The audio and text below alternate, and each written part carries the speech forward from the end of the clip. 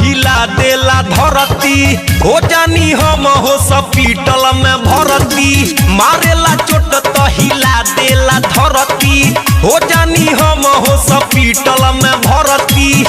एको दिन सुतेला ना पासीनु रे धराई देला पियावा मोर खलासी हसरदी खसीनु रे धराई देला भतरा मोर खलासी हसरदी खसीनु रे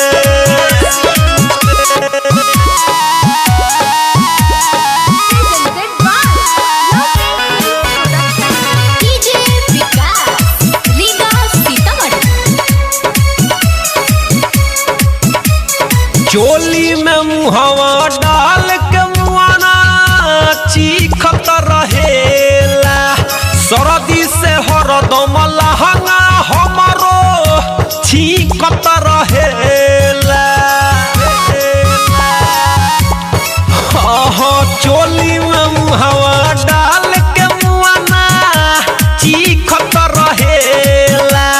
सरदी से हरदम लहंगा हमारो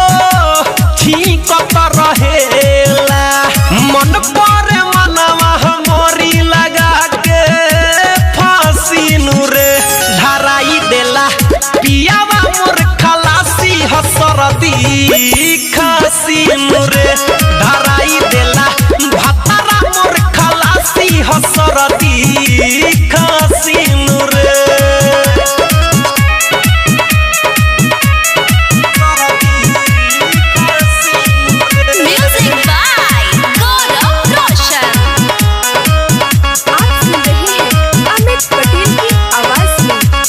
परी बीमार बाकी लेके खियावे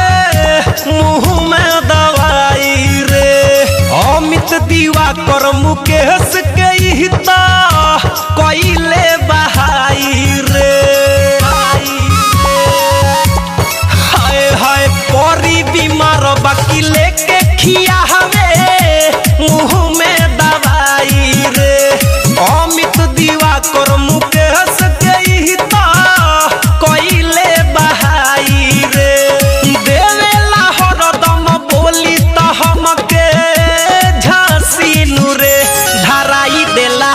पियावा मोर खलासी हसरदी खसीनु रे धराई देला भतरा मोर खलासी हसरदी खसीनु रे